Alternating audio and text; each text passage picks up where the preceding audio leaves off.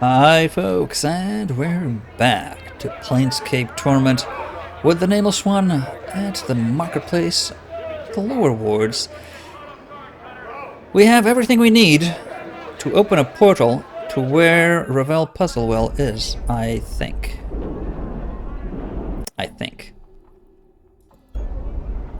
Done. So, what I think we should do, actually, we can do it in the foundry, is rest.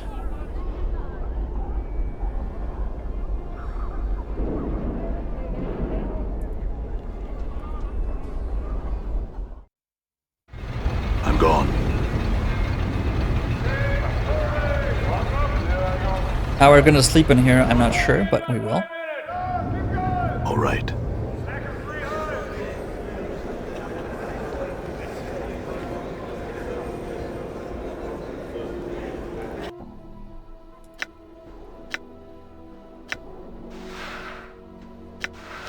What?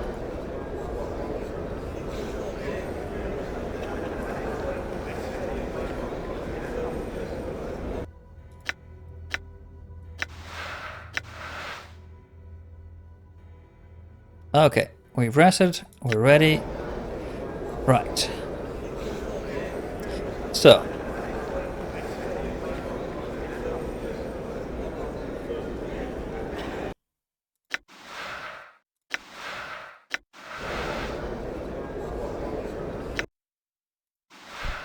How do we use this?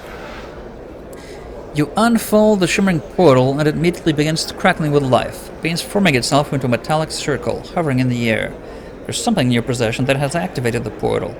You get the feeling that you probably ought to make sure you have everything you need. You might not be back in Sigil for a long time.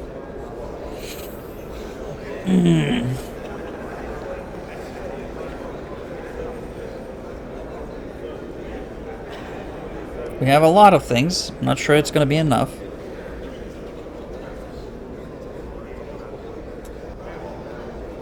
We'll see. Step through the portal. Ravel's maze. That doesn't sound good. Ready. Why not? This sounds and looks evil. All right. Done.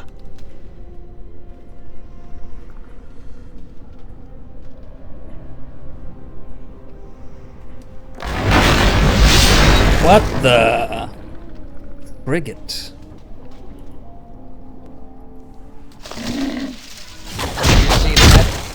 Die. Okay, they die fairly easily.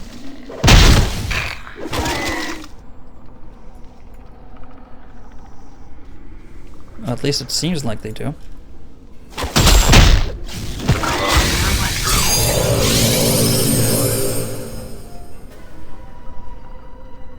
I'm here.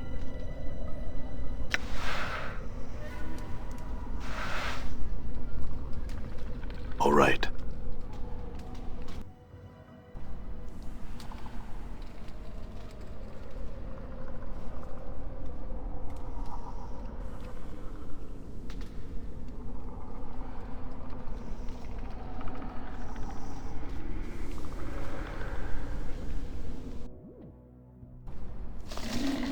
Yeah, there's more.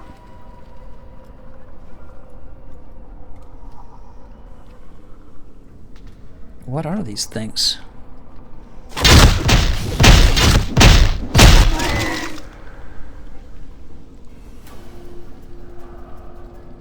Aye, what? What you be wanting now?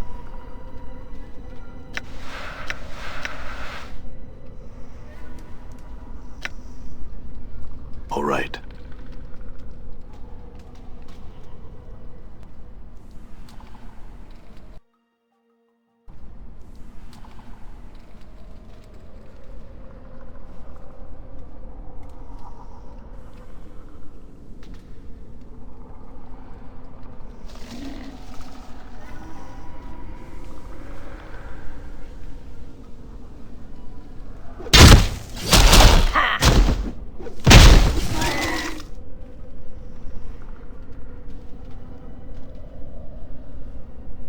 I'm here.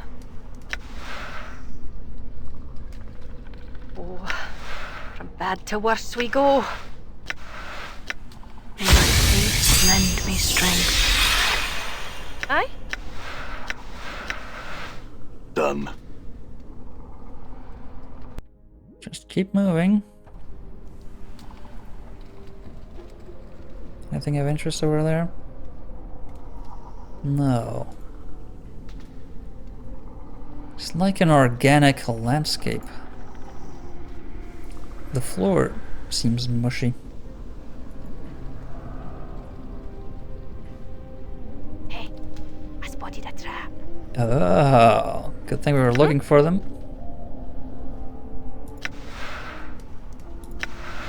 Might as well. Disarmed it.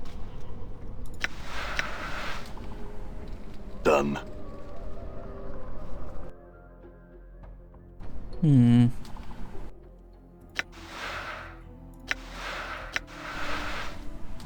She's been trapped in here for thousands of years then.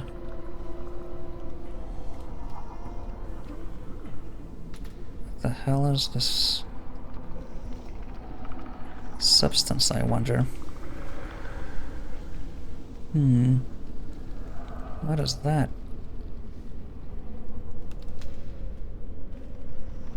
What is... Wow.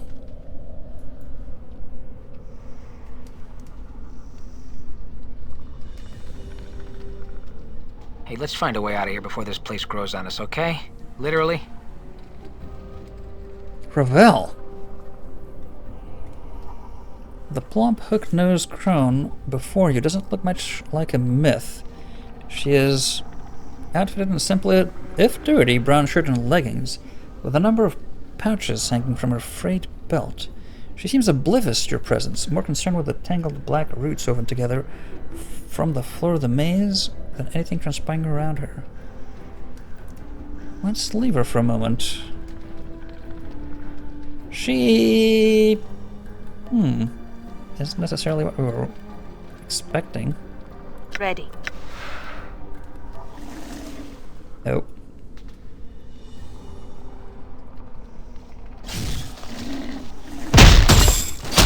Die.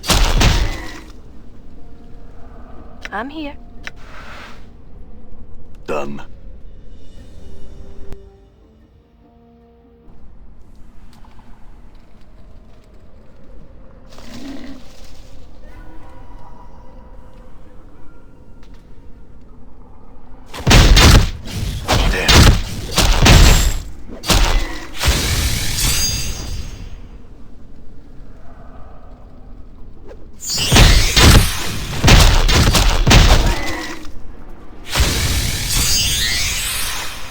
Okay. Fall from Grace is doing her job. Aye, what?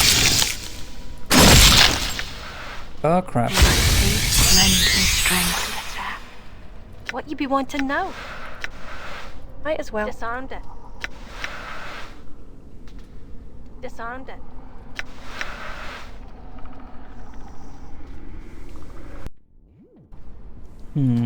I'm gone. Maybe this isn't the way we should be going. At all.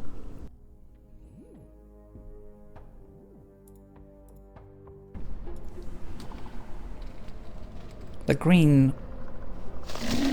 Oh, they just keep appearing?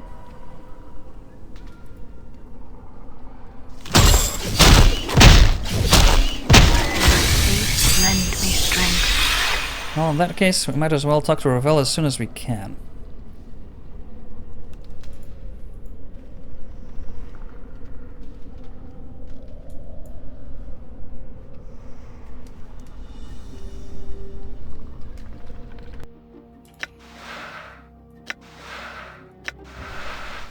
Ravel. Study her. A tangle of jagged gray hair juts from her beneath the crone's hood, spreading down her shoulders like a mass of twisted gray roots. Sickly blue-gray flesh hangs in loose folds from her face. Her narrow chin, long and sharp, juts forward in an extreme underbite. Ah, prognathous. and 2 filthy yellow canines protrude from her lower jaw like small tusks.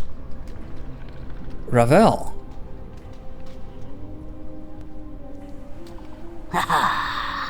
Visitors. The crone's voice is thick and scratchy, as if trying to force its way past layers of dust. Been a while since she's talked, huh? Her eyes are a dull, bloody red, with black veins running through them like tree branches. As she gazes at you, a strange crawling sensation passes through you, like snakes burrowing beneath your skin. Great! That's a great feeling. I love it when that happens. Greetings, Ravel. Oh no, my pretty thing. Have you returned at last? You were gone so long, I feared you forgot poor, lonely Ravel. Ravel? Like unravel? Ravel?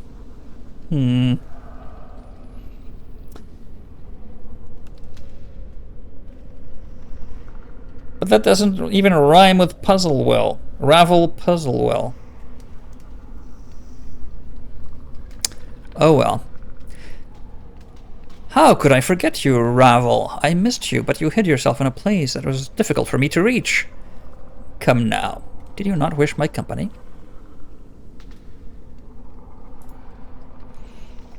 Ah, Ravel's smile... Yellow smile widens, peeling back the folds of her skin. She cackles softly. Such sweet words. You already are knowing the answer of your asking, my precious man. I scattered clues like caltrops, and these were my means of guiding you to my garden. I feared it was you who had forgot. I have returned to you at last. Have you? But what has returned? She squints at you with her black-veined eyes and hisses softly. Let Ravel see how you're fared this life. She reaches out. So she knows what's up. She's expecting us. We are, well, expecting to talk to her. Again, clearly.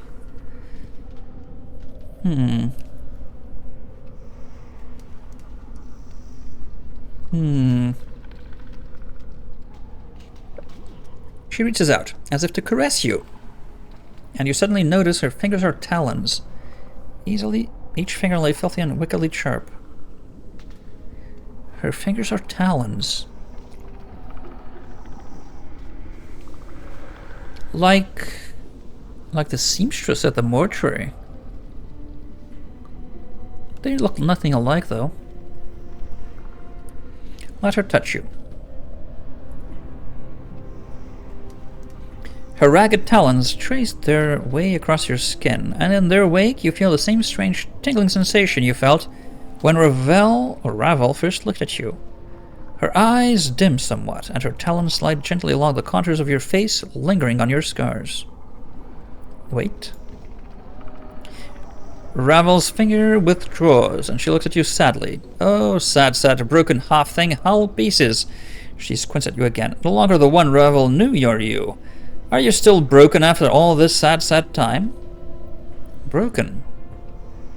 How do you mean? A body you possess, but a body of knowledge you do not. True, we forgot. She points a ragged talon at your chest and your scars. Many and such scars you have, all scrawled on your skin. Many tales does your skin tell. What tales does my skin tell? Your scars and tattoos shout to me. Here is a man in confrontation with the world. Ravel makes a crooning noise, and not unlike a dying bird. Yes, such tales as would shrivel even a hag's ears. Tell me these tales.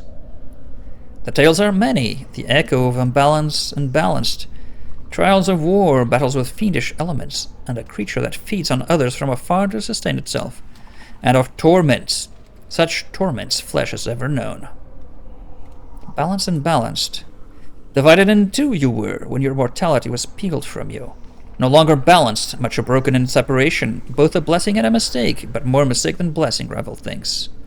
You took my mortality. How? Forgotten the how of it I have I? Ravel's gaze dims for a moment, the black veins swimming in her eyes. Ugh.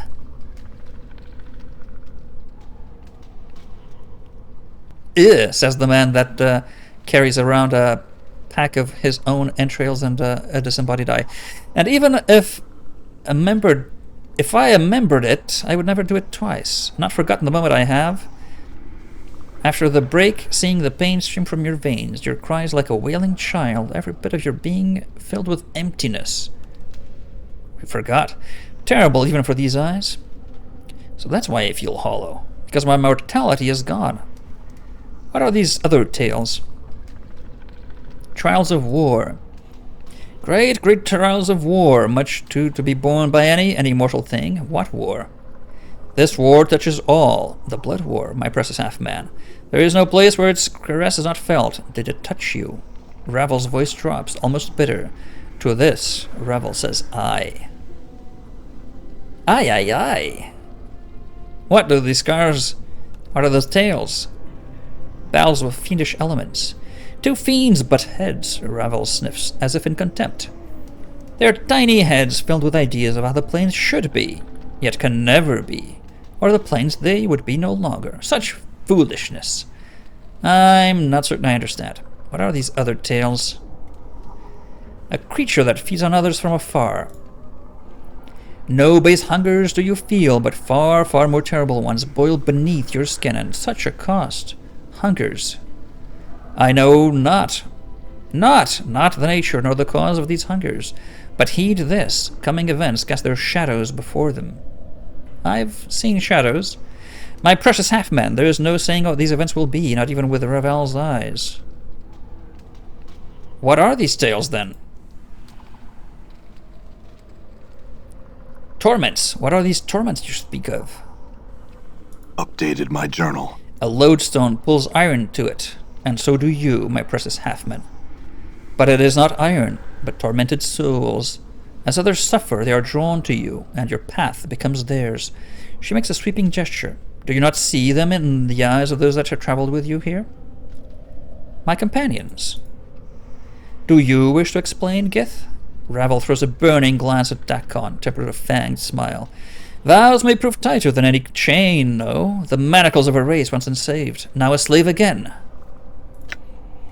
Dakon is silent, but his blade shifts at Ravel's words. The blade darkens, the edge sharpening until the karach itself seems to carry a horrible malevolence about it. Watch your words, Ravel. The crackling sorcerer. Ravel's eyes seem to catch Ignis's fire and blaze with his hellish light. An ember of Ravel's once passion he carries, for he cares not what he does, but mayhap down inside of the lightless places he is tormented by what he once was, afore the passions came up upon him. Do my words burn true, O smouldering corpse? Yep. What other torments do you see? The chattering skull. Ravel doesn't bother to even look at Morte, as if he is beneath her notice. Are the quips enough of a shield for what lies buried inside your brain box? Why speak truths when lies suffice? Morte lies. He lies all the time. All his lying teeth. What do you mean, Ravel? The abyssal temptress. Ravel sneers, her yellowed fangs piercing her purpled lips as she squints at fall from grace. A skin so fair, lips so rich, eyes that might cause you to forget Ravel herself. And yet she suffers more than any other. When one turns on their nature, there are many torments that arise from such a betrayal. Ah, so she is not evil then. Good to know. Ravel, Grace replies softly, I have come to terms with... You lie, succubus! Ravel's lips peel back in a snarl. You lie! Do not dare lie to me, when your heart is a book to me. Every word you spit screams of your torment. Yes, she is not a peaceful soul despite all her efforts. But have care with your words, Ravel. Ah, Ravel gestures at Anna, as if she is for sale upon an auction block. Look upon the feisty tiefling, such fiery hair and voice, Ravel smiles, baring her rows of yellowed teeth. Yes, we've noticed that. Shall I speak of your torment, tiefling? Anna seems paralyzed. Her eyes widen as Ravel turns her black-veined gaze to her. You can see her trembling, her heart beating fast, like a cornered animal. No, no, I shall not speak of it. Ravel's voice drops, almost in exhaustion, and the smile fades from her face. Grown tired of cruelties and torments, Ravel has. The world is a jagged enough place. She turns to you, her bloody eyes dimmed, and she sighs. And my precious... Gollum? Precious half-man, oh, us. For you, the greatest torment of all life forevermore. Can it be a life cast for you as Ravel does? She gnashes her yellow tusk with a horrid clacking noise. One so brave, so passionate, so terribly lost. Sad, sad, so sad. Why did you make me immortal? A puzzle of bone and skin were you, always intriguing and the most beloved of all who came to me, petitioning, requesting, pleading, pleasing, pleading for help. Ravel stares hard at you, her black-veined ember eyes narrowing.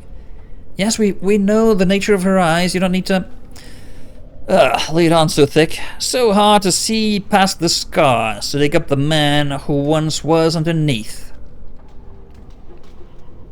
Can you tell me anything about who I once was? A shadow with substance, seeking that which casts the light. Like a moth caught in a flame. I know you more and... No. Ravel pauses, her eyes dimming. No more than I know the nature of any man. Crossed paths, have we? A man tainted with undeath, still feeling the pangs of separation, and an old withered crone, now all imprisoned. Crossed pasts. Nice expression, instead of crossed paths. Seems that we are meeting for the first time. No, not. Ravel seems confused for a moment, then shudders, as if throwing off a weight. Not at all. An echo of a future meeting this is, or a past meeting, depending on which time is facing. So this meeting echoes meetings still to come or that have happened.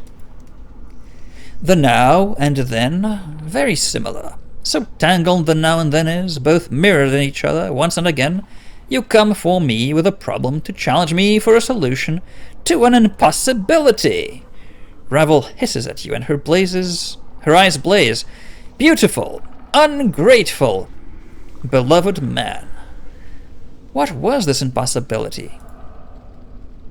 Ravel doesn't seem to have heard you. She still seems to be in the past, for her eyes dim as if looking far away.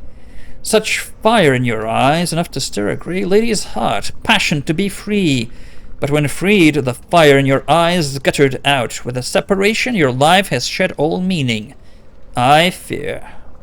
Ravel smiles with her yellowed fangs, then clicks them together, as if laughing. Mayhap you should sit on your hind legs and limp your forepaws. Mayhap Ravel will give you another scrap of knowing. Ravel, if begging brings me more answers, then I shall beg. Tell me what you know. I need your help. Ah, gentle heart now. Ravel's eyes glint and the corner of her mouth twists upwards, like a snake. Has life softened you? Oh, but one can hope. Ravel. Questions? Oh, more questions do you have? Speaking like Yoda, are we? Reversing syntax, much, yes. Ravel croons softly, but there is an edge to it, as if she is reprimanding you. Ch-ch, but you have already so many questions asked. Ravel's eyes take on a curious gleam. The time for my questions is now, half-man. Okay, very well, ask. Know this, and know Ravel's law. If you do not answer my questions, no more of your questions will I answer. My precious man, step lightly with the answers, or the asking shall tear you apart. Okay. Ask then. That's fair. I would know why you traveled here with these others. Not the place they were traveling to.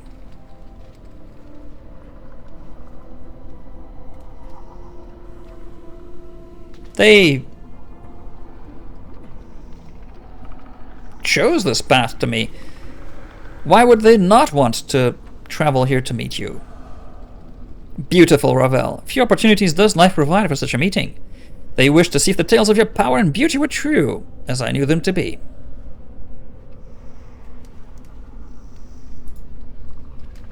Ravel stares at you for a moment, then her face splits into a horrendous grin. Ah, my precious man, you carry only words. A blackish tongue darts from her purple lips and rolls around the rim of her mouth, as if in anticipation of a meal. But you are well armed indeed. Only truths do I speak. She nods, and they travel with you willingly. They chose to walk the path, as I said. Choose! A dangerous word, is it so? Yes. Ravel throws a black-veined glance. Oh, her voice like an arrow. Is it choice, Gith? Is it, or is it a matter of two skies? Dakon blade bleeds into a vicious dead black, mirroring his eyes, and to your surprise, the Kara edge silently splits into jagged fangs. Ravel, leave him be. I will answer your questions. You think the burning man cares for any choice, to burn or not to burn? Those are his only choices, and in the end one choice always wins, for does fire have any desire but to burn? Burn. Yes, burn, burn, burn. You made your point, no choice. Ravel turns to Morte. Skull, skull, skull. Ravel clicks her tongue after each word, and her smile widens. Your expression is difficult to read without the skin wrapping, but I feel your fear from here. Coming here was not your choice. Well, I didn't have anything better to do except to go into the lady's maze and meet one of the evilest creatures ever to set foot in Sigil. So I said, sure, why not? Be quiet. Morte clacks his teeth. Like the hells I will. I think we've listened to this crone rattle a bun box enough, and now she's got some pair of stones saying I haven't got any skin. So what if I don't? Obviously, the fact she has skin is one of wonders for her looks. Does she think I like being naked all the time? And another thing! Morte, cut it out. The succubus. Ravel squints. That she have a choice may happen to her smooth-skinned mind of soft skills and hard truths. Maybe choice. Tch, but no. A sensate must experience all. And to refuse to come, not a sensate would you be. Nor Yoda would you emulate. Still no choice. The tiefling, the fiery one. Ravel cackles softly and her eyes kindle, as if amused. No choice at all.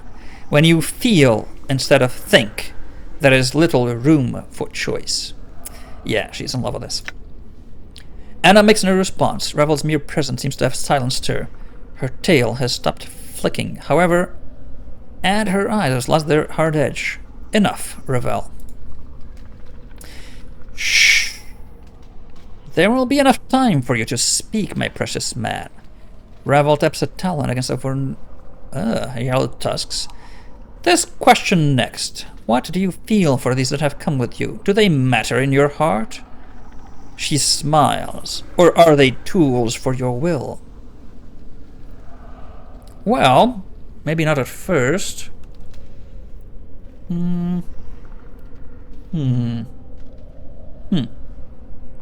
But certainly they matter now.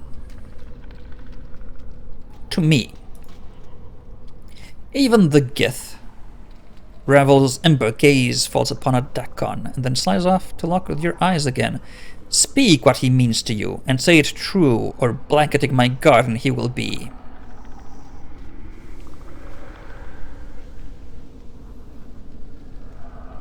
He seems trustworthy. He is loyal and fought by my side bravely.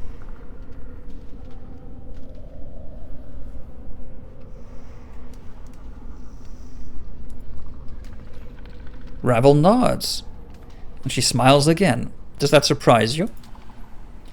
What of the skull? Ravel doesn't even bother to look at Morte. Surely he matters not to one such as you, or does he?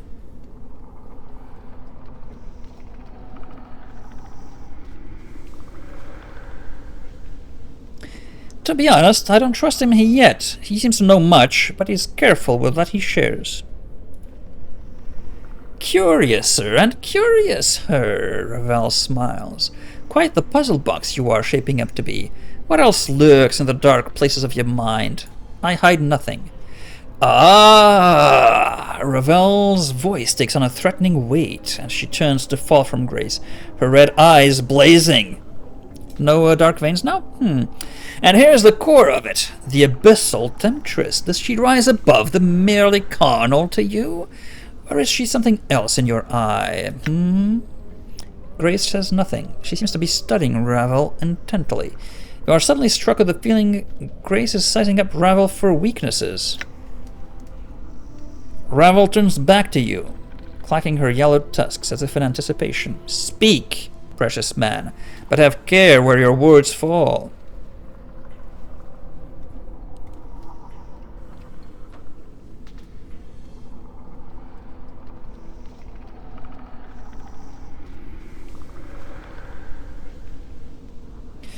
What is she to you, beautiful Ravel? She cannot even compare to your looks, intellect, your power.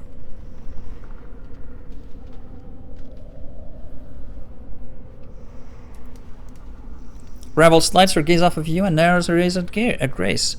So if I were to strike her down, snuff her infernal heart, you would not stir? I do not wish her harmed. Ha! Contrary man. Ravel's eyes smolder as she turns back to you. Which thought rattles about in your skull now?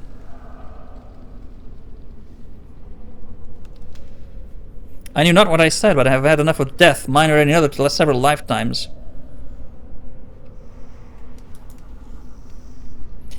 Ravel turns, glances at Anna with a sneer, and out of this slip of flesh, the fiendling, the tiefling with the secret scarlet hair and the fiery passion, what is she to you?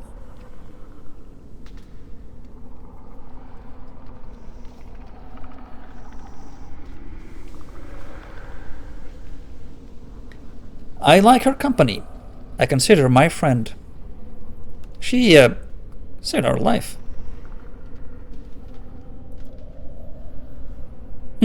So be it.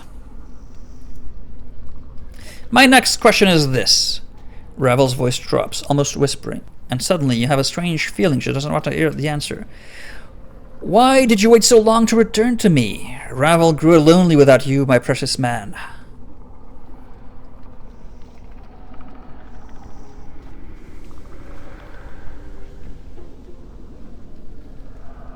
The way to this place is difficult, Ravel. Efforts have been made to ensure you have little company.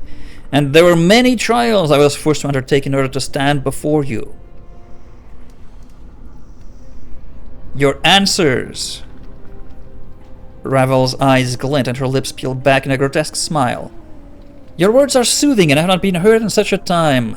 They stir even my black, brambled heart. No matter where your memories be, your charms remain, pretty thing. Perhaps. Have you other questions? Ah, yes. Third and last question is this, as Ravel opens her mouth to speak her final question. You are certainly gripped with the terrible realization that his final question has murdered many others to whom it has been asked. You know what it is, and you feel it welling up within you, and you feel compelled to ask it. Don't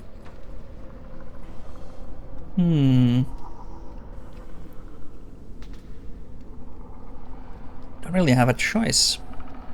What can change the nature of a man? Really? Isn't the question, what is the speed of a swallow? The airspeed of a swallow? I think that's the question. And then the other person asks, But an African swallow or a European swallow? And then you say you don't know, and then you're thrown off the cliff. What can change the nature of a man? You know, I've learned some new tricks. What can change the nature of a man?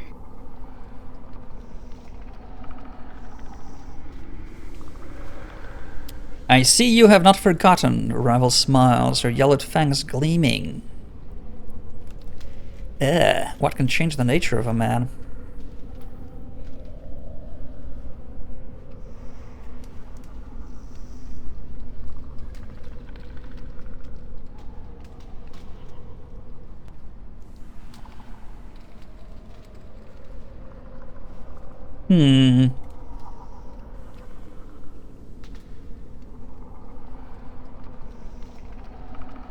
I have no idea. Suffering? Has that changed this? Probably. Death certainly hasn't. Not the way we would want it to. The planes themselves?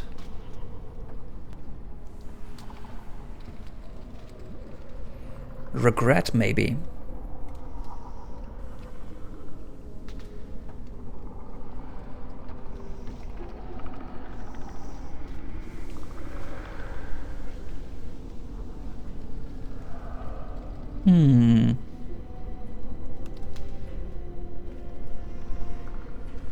We don't know.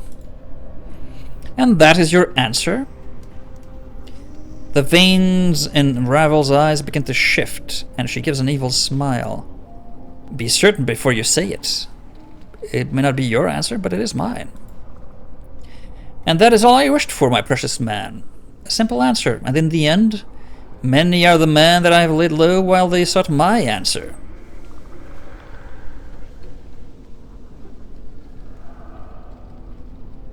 That is it? I thought... Ravel cackles. Countless times has the question been asked, and not once did the pathetic shells who came before me answer with their answer, but always sought to creep inside my mind and find out what I thought. There is no truth in that.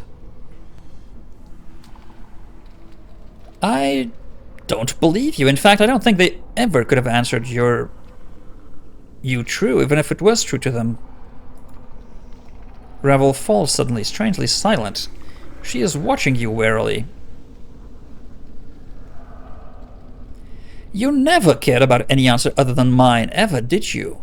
Yet still you asked the question, knowing that no matter what the answer they gave, they would die by your hand. Updated my journal. Ravel hisses. Of course your answer was the only one I sought, for you were the only reason I asked the question.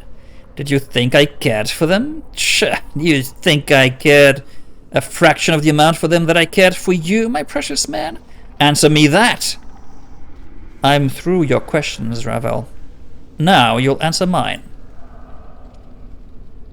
Why did you make you immortal? It's what you wanted, seedling, when you asked so sweetly. Now, how could Ravel say no to one such as you? Immortality was your solution and your challenge to me. Our solution? Why? To what? I don't know, seedling. Time has chipped away at my memories as well. It would seem, if you remember, tell me. I'm curious myself. It must have been something important. Isn't it in the nature of man to want to live forever? Only if what lies on the other path carries greater pain. Oh.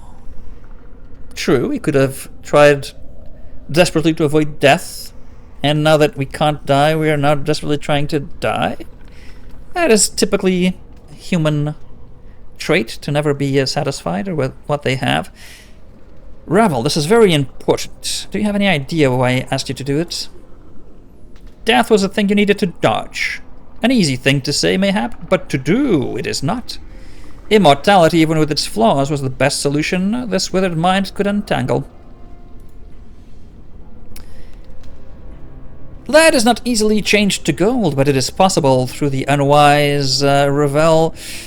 If water can be drawn from blood, mortality can be taken from a mortal, peeled back like a sticky film. So you pulled it off. The gulf between man and unman is great. You traveled the distance, I provided the means, but you crossed on your own. Ravel slaps her head and rakes her hand through her hair. Bad, Ravel. Mortals are too flawed to be made to last, still they break. They must be dragged, kicking and screaming into an unhealthy new world. Unhealthy? So the ritual was flawed? Shortcuts must be made, and they can break the molded.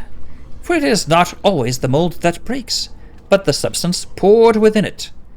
Force something into a shape it was not meant to be, and it breaks. I thought the materials of stronger stuff, but you have been broken. But I am immortal. That was a success. You have survived long, immortal one, but you have become the prey of the creature that is life. She cups her hands, then reverses it, forming a canopy with her hands. The body is but a hut for the soul. But now, no one dwells in your hut. What went wrong with the ritual? Puzzle-fleshed, broken, beautiful, beautiful mortal man. The ritual was not a finished thing. Ravel's brows wrinkle and her talons pick at her hair, tugging on a lone strand. The ritual gave you what you wanted, but great were the costs, the casting of shadows, the quiet, violent deaths of the mind, and the pain-taking emptiness. These things dangerous are in such a fragile vessel, no matter how strong a mortal man. Regret them, and the ritual do I. Casting of shadows? Ungrateful shades, but ungrateful without cause? The shades, they hate you, nameless one, for they are fathered by you. Your children, once forsaken, they will never forgive. They will do everything they can to destroy the parent. Such is the way of children. How do I father these shadows?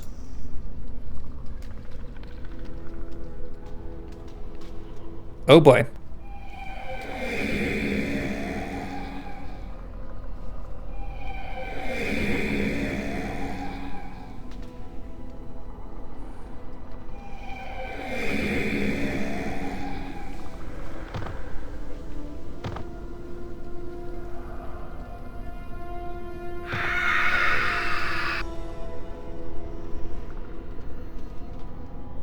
You cast shadows on existence, nameless one. With every death, a shadow arises fresh from the fields of your flesh.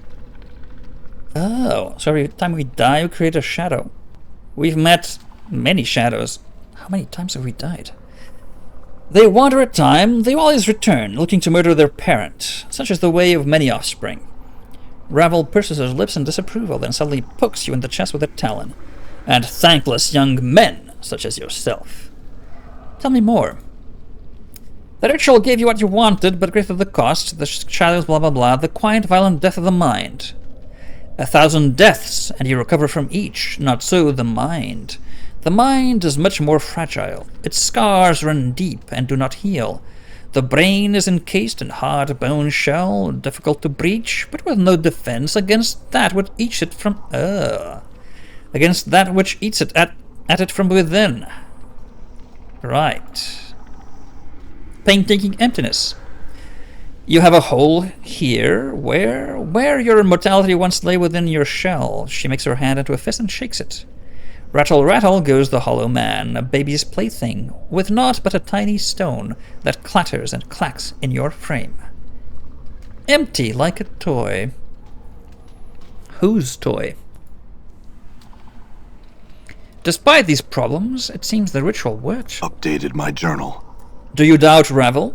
Of course I delivered on what I was promised. On what was promised. Not long after the spell drew to a close, I clothed you to see if it had worked.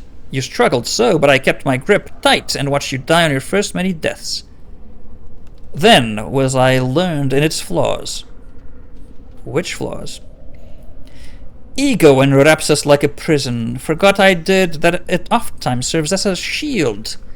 Ravel clicks her tongue. My pretty thing. There is much wisdom and understanding in the truth that life is a preparation for the ultimate goal. death. Our life is a means by which we learn how to die. If we forget such things. So that's when you discovered I lost my memories when I died. Yes. Unfortunate. Without the mortality to hold such memories tight, the shell of the body is, So you took my mortality from me. Is it still intact? Ravel seems surprised, then alarmed. Yes, yes, yes, fear not for a broken mortality. You are here talking at me. Intact your mortality must be. Such a thing cannot not be destroyed as long as you exist. You are an anchor of your mortal soul. As long as you are intact, so shall it be. Made to last are you. Ravel smiles and gives you a wheezing laugh, for life swallowed you and spit you out. It swallowed him, but I don't know if it came out that end. Yeah. Probably out the arse. Enough of this. Look, Ravel. You took my mortality from me, and it has caused more harm than good. I would take it back now. You have had it over long, I think. Ah, you make a demand? Taking a disturbing awareness, she bares her fangs. No, no, no. That, Ravel, I will not do. What is undone cannot be done. Why not? Ravel cannot give such a thing to you, my precious man, for Ravel has nothing to give. I never possessed you or your mortality, though I wish to keep them both in my garden as selfish affection's keepsakes. Trace the patterns of your flesh, but such things Ravel could not bring herself to do. And you loved him. Anna breaks her silence. She sounds astonished. You loved him, you did. Ravel and Nameless One sitting in a tree. Ravel gives a low, wide smile. Is that so hard for you to believe, fiendling? Does Ravel being Ravel, and thus a myth, not deserve to carry such a feeling in her black, brambled heart? No creature is undeserving of such feeling, Ravel. Grace speaks softly. The histories do not paint such a compassionate picture of you, however. Sure, the past is past, and the histories care little for speaking the truth of it. Ravel frowns. The feeling brushed me, yes, and now hold your silver-tongued abyssal daughter. I need not your soft words to cloud the air here. The man and I shall speak, and you shall bow out of this. I shall attend to you shortly. So if you don't have my mortality, Ravel, where is it? I don't know, sweet thing, but if I were you, I'd get it back. Quick, quick! No telling what horrible things someone could do to you if they held your mortality for ransom. It would be like holding someone's sweet, succulent soul. A puppet dancing on someone's strings would you be. And a most sad puppet, too. Now, where it is, I do not. Well, it would have been too easy for you to know where it could be found. Looks like I'm off on another hunt then. But, does that mean you know someone who does know where it is? Ravel smiles horridly. Clever, clever, clever you are. Yes, there is another. Not a Skywalker, but who might know the things that Ravel does not. Another may know. Who? Ravel's eyes dim, as if she's staring at something in the distance, and her voice slows. A fair-skinned one, must you ask? An angel, a diva, one who soars on the wings of morning, and with his hands is the architect of the horizons. He lies beyond my keeping, in another cage, in another prison. In his knowing is the knowing of what you wish to know. Ask him your questions. Listen to his answers. Use them as guides. Okay, so where can I find this angel? Updated my journal. And leaving this prison to another accursed prison will you arrive, though it may not appear as such to casual glances. Step lightly and find the golden link in the ever-shortening chain. The light shall give the dark of the matter, and new paths shall open to you. Right, that's delightfully cryptic. Thanks. Ravel cackles. Of the past I am not held to particulars. You are fortunate to receive anything, O caustic one.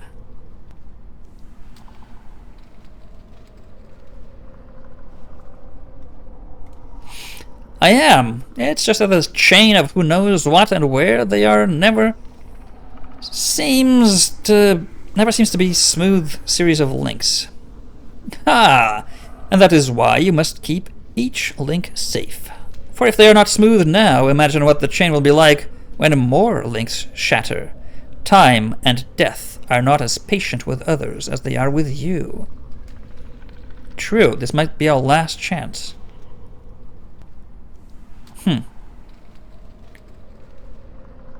What are you saying?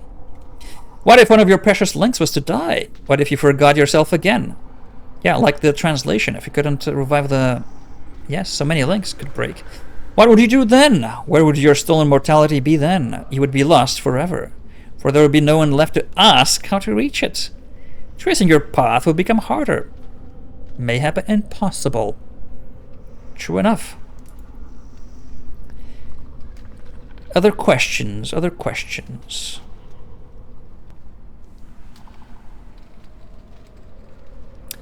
We have asked...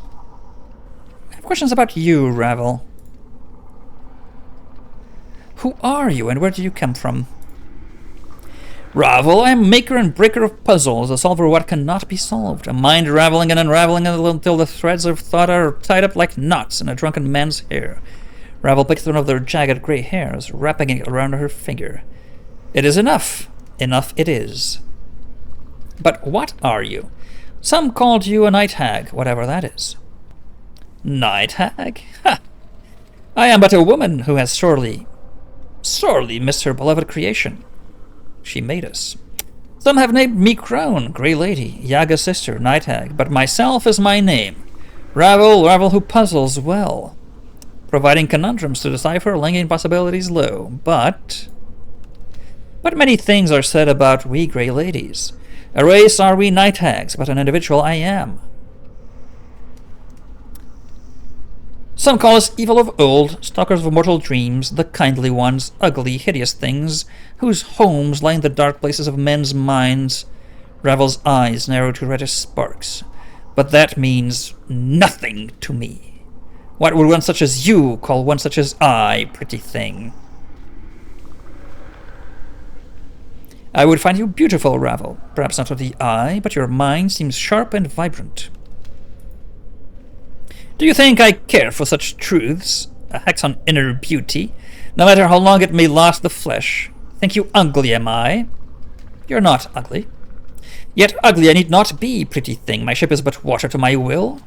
May I reweave its fibers to more pleasing tapestry? Ravel glances at Fall from Grace, then smiles and licks her lips. Yes. In knowing the teachings of Zerthamon, I have become stronger. Ravel has melted into Fall from Grace, taking on her demeanor, her features, her clothes. Is this shape more pleasing? So cultural and breathtaking. She motions you to come closer. Come, my precious man, my lips do not burn with abyssal torments. Lay your lips upon mine. Oh well, she's waited, I don't know how many years for this. Very well. You touch your lips to Ravel's. Despite her new form, her lips are dry like sand, and your lips touch, you feel a sharp pinprick, like kissing a row of barbed seeds. You draw back, licking the blood from your lips. Ravel mirrors your gesture, made even more horrifying in her new form. A drop of her blood remains on the edge of her mouth, and she smiles evilly. You bit me! And you bit me so long ago. 'Twas not a kiss then, but a bite to the heart. Do not be surprised, my precious man, there is no harm done. Expect mayhaps to the ones you travel with. She chuckles lightly, and you suddenly become aware of Grace. And Anna's gaze upon you utterly seems composed, but you have a strange feeling about something has changed between the two of you. Anna's eyes have narrowed to slits, and her tail is flicking dangerously back and forth. Resume your normal shape, Ravel.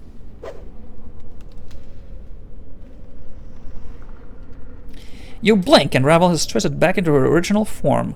A difficult man to please, are you? Ha! Wondered why do there no males of our kind? What other shapes have you turned yourself into? Maybe some, Mabeth none. Ravel seems confused by the question. I have not remembered such. Iveen. Neither smarter nor marter. So many threads and branchings, so many Ravels, always stitching and mending or growing my forms. Mabeth, you are Mabeth. That may have been one of my names. That may have been one of my names. Names are difficult, like calling across a great distance. Ah. In her own way, Iveen helped me. That means you helped me. Thank you. Almost unconsciously, Ravel's hands reaches out for you, and just for a moment, you swear they are Iveen's talons. Stand your ground. Ravel's hand plucks a hair from her head, hooks it around her talons, and lightning-like, chaps under the talon the skin near her scars. It's barely more than a pinprick, but it looks like she's about to start stitching you up. Updated my journal. Let her work. As it was with the Iveen, the sensation is curiously painless, but the thread of stitching seems to be much deeper, almost inside you. Without actually going beyond the surface of the skin, in moments Ravel's talons drew back and you feel better, stronger, faster. Ravel mutters in Iveen's voice tone, Dumb zombie. What other shapes? What other shapes? You are that barmy seamstress in the buried village? That may have been one of my names, yes, like calling a good instance, yes. Well, Marta was barmy, but she was very kind. If you were her, thank you. As you say her name, Ravel's face seems to shift. Her blue skin sags. She's wearing the same sour, curt expression. Come on now, don't be all difficult on Marta. She raises the talon of her index finger like a scalpel and advances. False, nasty corpse. Stand your ground. Ravel's filthy talon jabs into your abdomen, then pulls it brutally downwards in a saw-like motion. But there is no pain. You watch as your skin peels slowly back from her touch. No blood issues from the wound. Look at this, Marta, look at this. Let her work. Ravel's free hand digs into your chest, where she loops intestines up like yarn and plucks them from your stomach. As she does, your stomach seals up, as if time was going backwards. Marta, Ravel, holds up your intestines like a trophy. Pretty, eh, Marta? One shouldn't swallow such a thing, no? Yeah. Can I have those? I might need them. She hands you the rupee mass. Despite the freshness, the fluids surrounding your intestines have run like resin. Ah, feels more like a loop of glazed rope. Thanks, I'll treasure this always. Updated my journal. Ravel nods. As well he should, shouldn't he, Marta? Yes. Marta, powerful magic to be found in the guts of a mortal. Yes, not like teethies or eyes. Other shapes? Why did you help me? I have no other questions, I see. Why were you imprisoned? I tried to help a lady, and kindly she did not take to it. Lady of Pain, you tried to help her? My offering of help was unwelcome. I tried to set her free. Sigil is the cage. City of Doors and Locks is a prison for her. It must be, mustn't it? Why else call the City of Sigils the cage? And who is caged? The lady! A prison so small for one so great. Unjustness, wrongness, intolerable to torment a woman thusly. I think I know who should be in the cage. Yeah, she seems a bit mad. I tried to break the cage, let the lady go free. She makes a shooing motion. Shoo, pained woman, let Sigil's ring be broken so you might fly far from its filthy streets, and the stupid Dabus that dare not speak in words for fear their thoughts would be overheard. Ravel's hands slowly stop their motion. She gives a slow sigh. Before I could finish, I found myself here. And my memories none the better for the trip. Much has slipped away, much forgotten. Yes, it was. Is? Was. Ravel smiles with her teeth. The dwindling memory has become a comfort to those old bones. Much have I forgotten. I am fortunate in that I still remember you.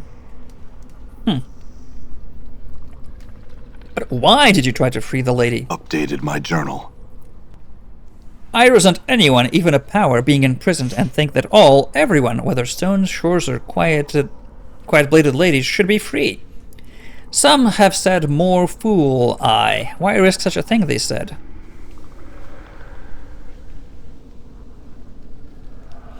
Is that what you're trying to do when you set me free so long ago?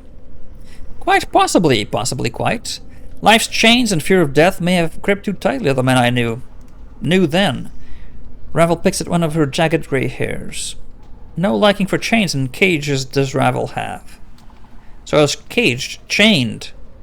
Sounds to me as if your memory is stirring, Ravel. Yes. She blinks for a moment. Her eyes became duller, as if she had been struck with a heavy weapon. Her talon tightens around the hair, so tightly it looks like she is about to tear it from her skull. Mayhap you were trapped, but it was no normal cage that held you. Do you have any idea what held me? Updated my journal. Ravel looks confused. Oh boy. Things are getting agitated. Where's this headed? Her face twists as if she's fighting a pleasant thought. I have forgotten. May I have a promise? No. Her finger tightens around the grey hair. To your surprise, there is a snap, like a twig breaking, and Ravel tears the hair from her head. A trickle of black blood warms from beneath her skull cap as she hisses in anger. Are you all right?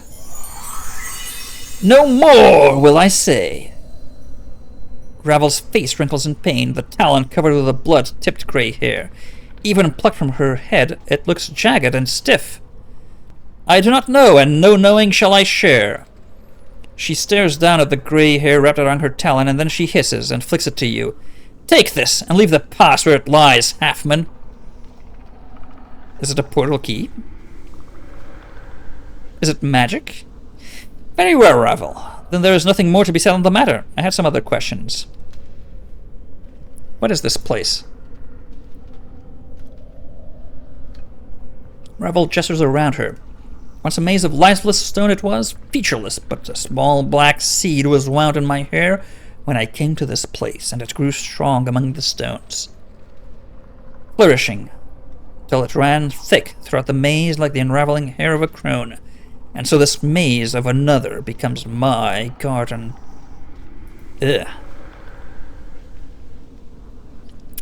The legends claim you're a powerful mage. Can you teach me of the art? She frowns disapprovingly. Does Ravel know the art? Is your mind gone away of the mortality, a thing all up and lost? I have forgotten more of the art than you shall. She jabs you under your talons. Ever! She jabs you again. No! Can you teach some of it, then? She snorts. I will not be sharing any of my knowledge with none but a true practitioner and no other. Nothing will bend me on this, not even you. Okay.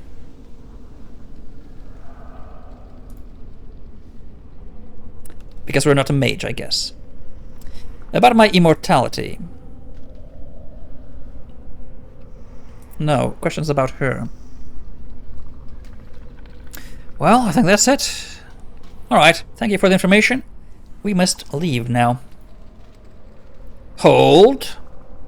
Ravel's voice drops to a low hiss, like that of a serpent. The most important question you have yet to ask, my precious man. Has it occurred to you yet? Yes, I need to know how to leave this place. I know the branchings of this place, the twistings and bendings and burrowings. Though there are no leaves here, one may take their leave when they wish it.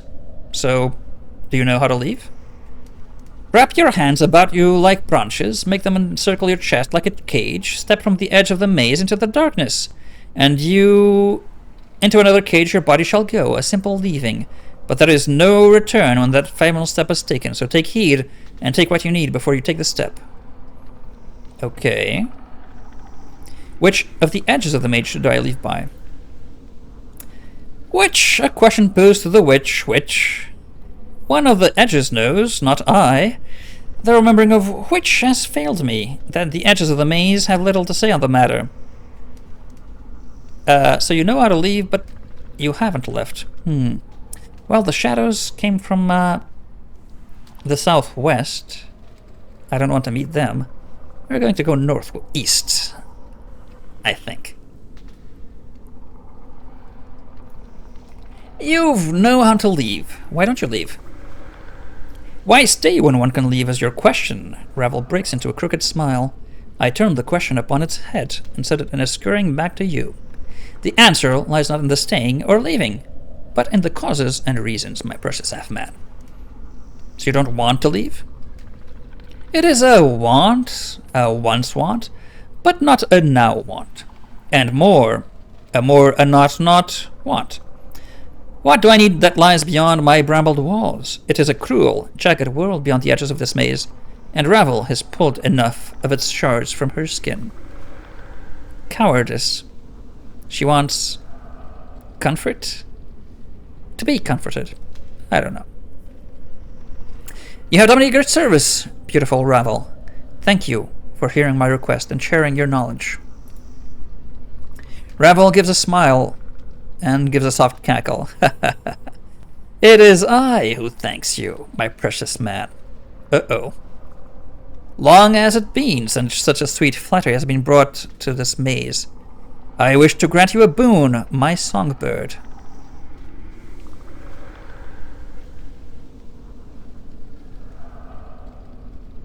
A boon? No boon is necessary. Your protestations have no place here, songbird. I would tell you a secret. Very well. Then listen to me. Close your eyes, and I shall let you see the nature of the multiverse. We close your eyes and listen. You close your eyes, and as you do, you feel a sharp, stabbing pain in your right eye. One of your eyes opens, and you see Ravel before you, her blood-red eyes gleaming with delight. One of her talons is extended, and is tipped with your blood and an eyeball. Yours. What did you do? A boon I have granted, songbird. A twist of perception, a tap into the branches of the mind, a tap into the roots of Ravel's knowing have I granted you, a piece of me. She takes the eyeball, and you watch in disgust as she pulls forth a black seed, and places them both in her left palm. With a grotesque smile, she crushes the two of them with a sickening crunch. Give it back. Of course, precious man. Ravel opens her palm, and your eye lies there, seemingly untouched, staring at you. She places it between her thumb and forefinger, then, before you can react, stabs it back into your empty eye socket. Ugh! Updated my journal. A piece of me lies in your good eye, precious man. When you see the plane's thread eye, you will understand more than you once did. Wiser you will be, and more experienced of the planes and their churnings will you understand, and that is all. Thank you. Farewell. Ah, you say. Ravel's voice takes a strange whisper that sends echoes through your mind. One final question do I have for you. Do you wish to leave me, my precious halfman? Uh-oh. Triple, quadruple, uh-oh.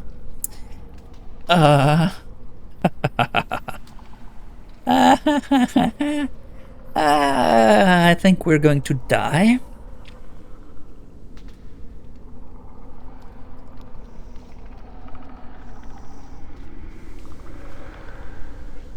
I have to. It is important that I have to find out all I can about myself.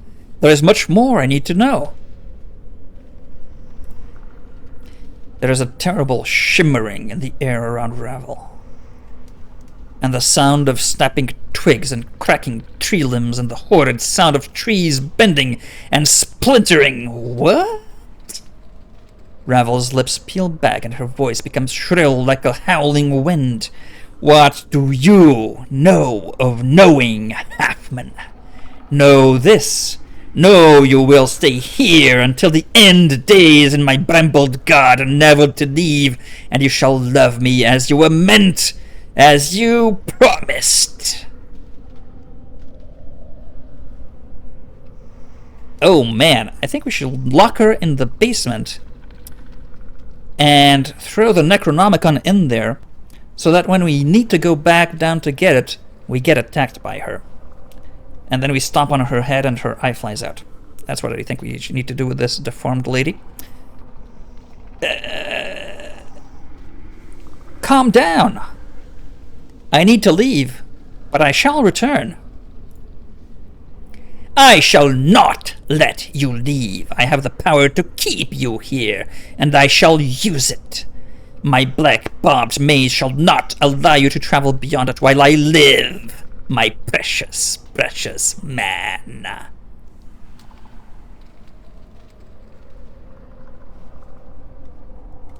Right.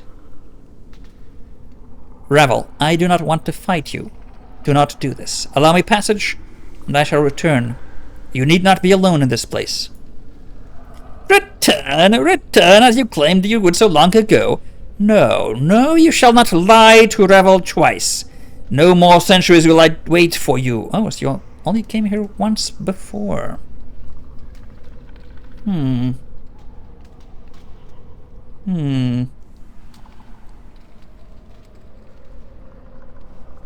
Okay.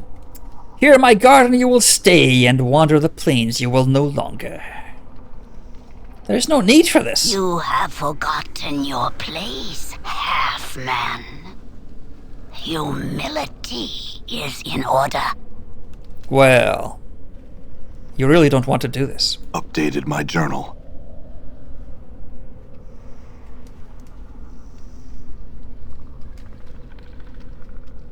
Attend me, my pets. Oh my god.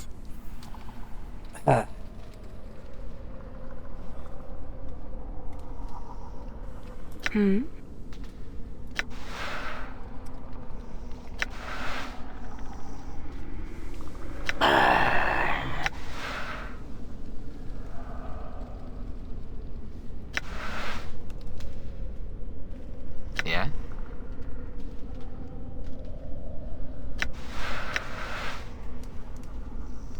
Endure. In enduring, grow strong.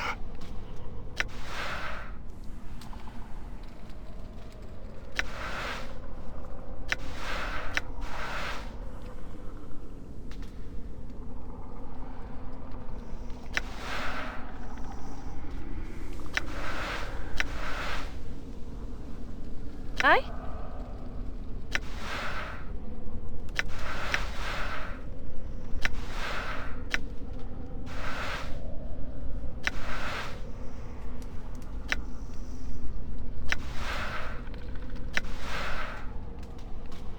Uh-huh.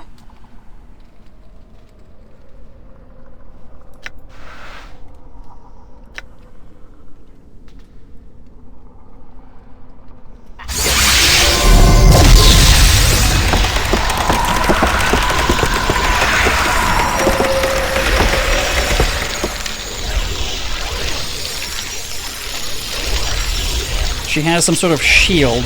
Okay.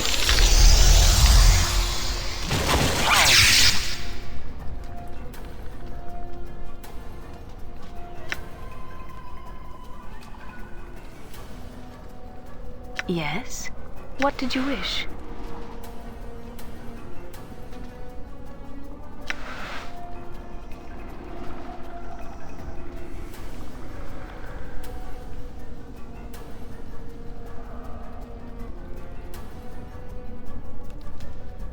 Huh?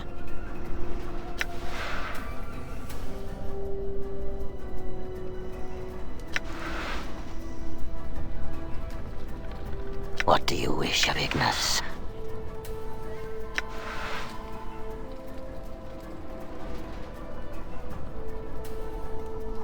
I hear your words.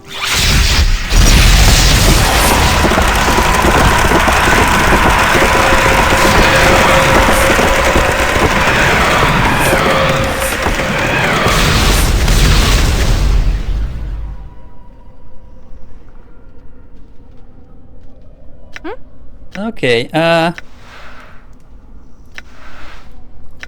you Red. really need to be healed. What is thy bidding?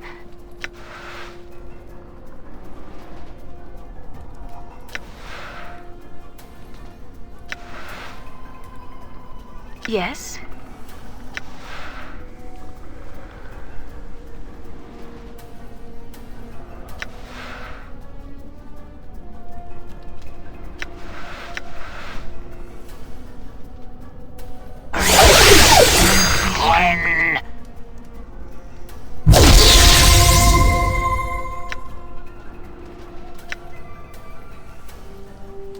I'm here.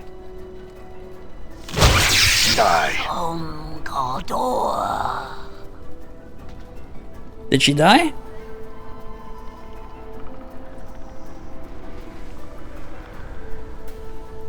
Aye, what? How may I help? Ignis wishes to burn. It's true.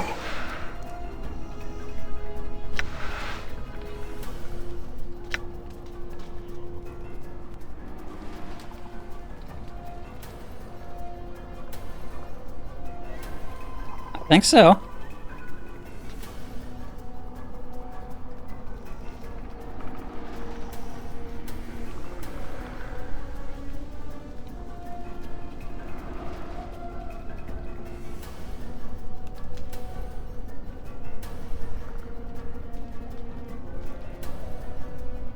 I will hear you. Die. Oh no, she's still there. Balance in all things. What you be wanting now? The flames await. Some Godor. Aye?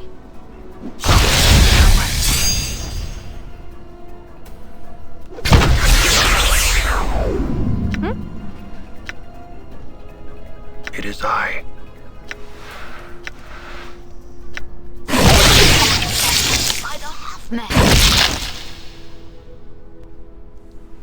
Oh, she died. Oh my god.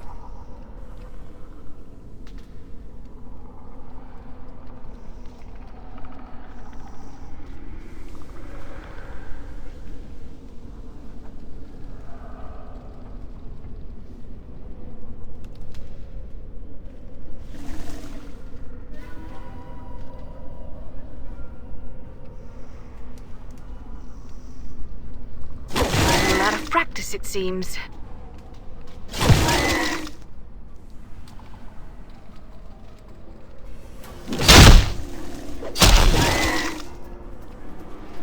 I'm gone. We have lots of things.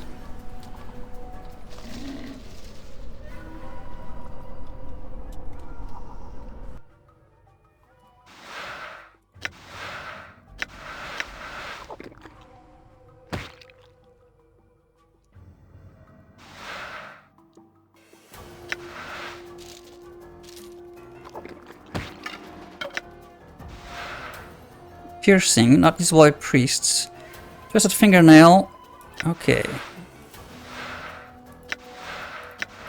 Can't identify it as is. Do we have... Yes.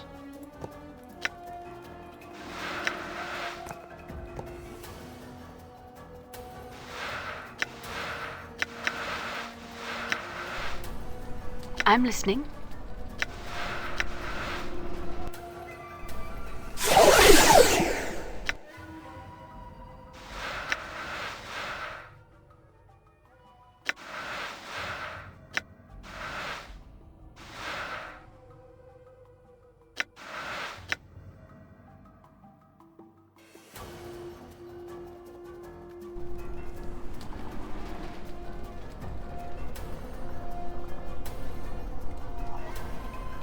It shall be done.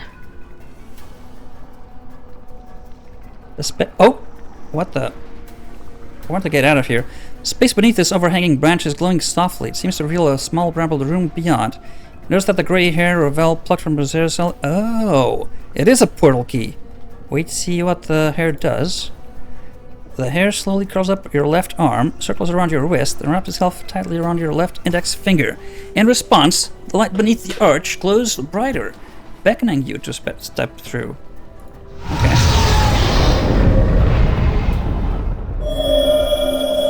This arch is made of a gnarled tree limb that has grown from the floor of the maze, then fallen in an arc. As you step up the arch, the space beneath the arch glows softly. Seems to lead to some barbed, strange black barred garden. Examine the archway. As you examine the natural arch, you notice the left side of the trunk is scored, as if someone took a knife blade and cut several notches. The scorings, however, don't look like they came from a knife blade. They look like slash marks, as if from someone's talons. Scratch at the trunk with your fingernails. You sink your fingernails into the bark, and you're surprised the wood gives way beneath your nails like porridge. You dig your nails through the side of the bramble tree, and in response, the glow beneath the arch glows brightly, beckoning you to step through.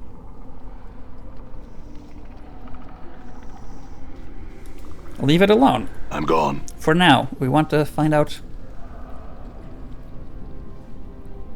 The circular plot of the maze is peculiar, and all that the vegetation around it has died, except for the 3 sickly twigs in the center.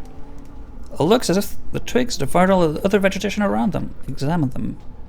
Twigs are thin, like grasping fingers, and they have none of the black barbs that coat the branches elsewhere in the maze. Other than that, seems to be nothing remarkable.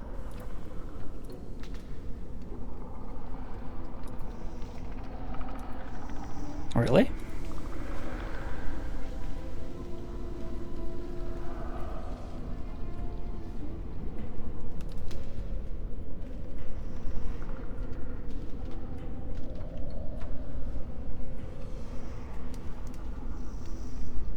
If there's nothing remarkable,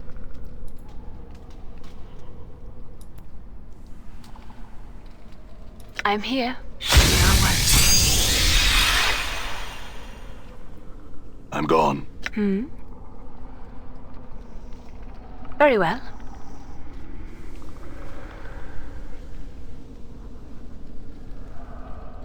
Ready. Right.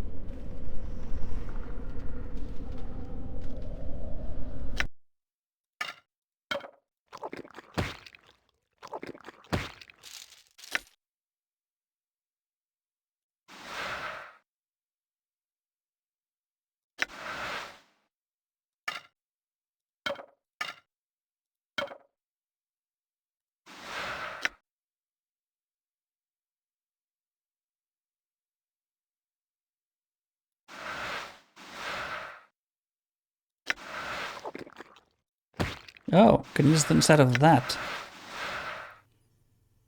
9 hit points, 2 to armor class.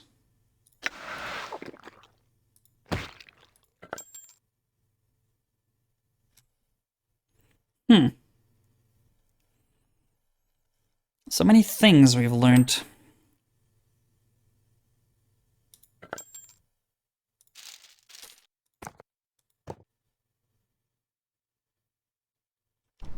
But what are these twigs? I wonder.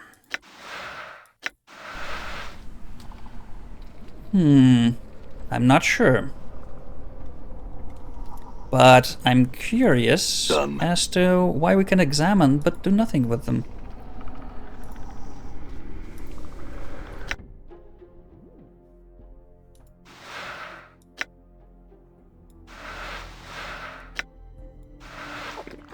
Do we need the eye to see it?